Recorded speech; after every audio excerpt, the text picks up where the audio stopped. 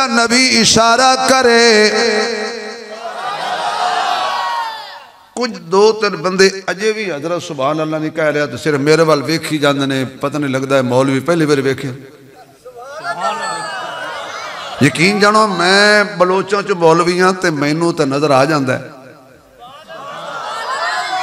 जे हुण मौलवी भी सुभान अल्लाह ना आखण,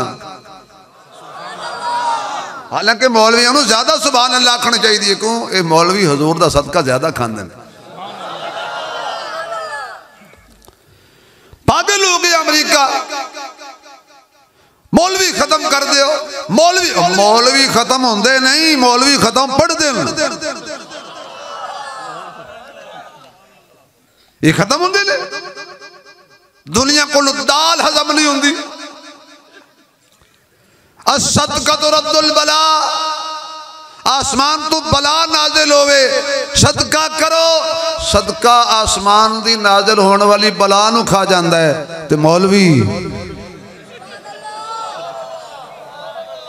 हुण दसो मौलवी दा हाजमा टैट है कि नहीं है?